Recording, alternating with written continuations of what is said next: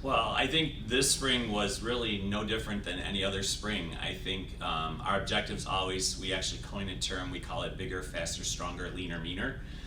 So the winter segment of spring, we're heavy in the weight room, heavy into individual skill training, heavy into biomechanics, and doing that on a very individual basis. So we're really trying to get the players stronger.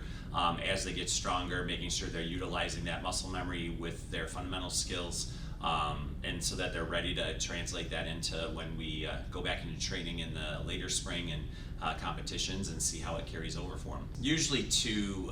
One is focused on team and culture, and a lot of things that we do outside the gym during that early camp period is to make sure that we're all on the same page, we're learning about ourselves, learning about each other, how we adapt with each other, and really how we integrate as people and bring that onto the court as teammates. That's the first part. And then actually in the gym, we really want to focus in two segments, the offensive side and the defensive side. And we really kind of gear those couple weeks into each of those segments and breaking down the fundamentals a little bit, but hopefully they've touched the ball and they're ready to go, and we can kind of accelerate it more into structure and systems. So we're kind of working on those initial things, and then also getting a feel for the team. And you have integrating new players, returning players who have improved significantly, and we've had a lot of that this year.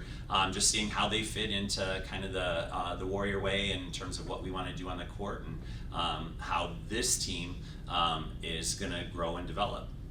Well, I think two things. Number one, the players themselves who are returning, who had that experience, there should be a level of confidence that they can bring with.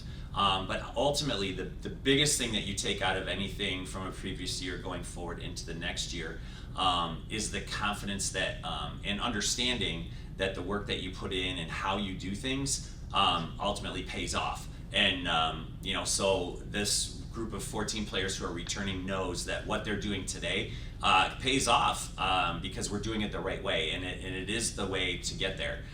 So those are things that are kind of intertwined. The confidence that the returning players have, the understanding that the work that we're doing does translate to winning a championship because we've done it before. So hopefully that helps them, and at least early camp so far, it's a different kind of concept than what we've been in the past.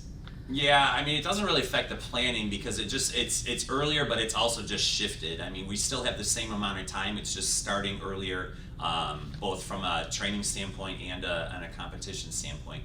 Our objective with scheduling has always been we want to play the best competition that balance is giving us an opportunity to be in a position to achieve an at-large in the NCAA tournament at the end of the year. Now that has changed this year with the implementation now of the MPI.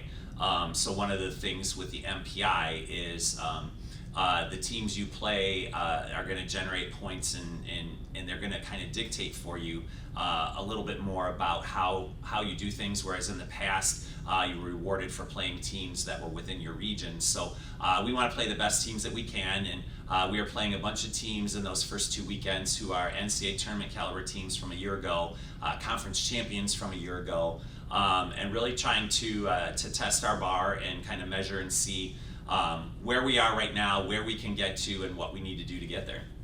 All right, Coach, thank you for the time. 2 weeks. We record on February, August 14th. So 2 weeks until the first day of the Warrior Invite. Thank you for the time again, and good luck this season. Go Warriors.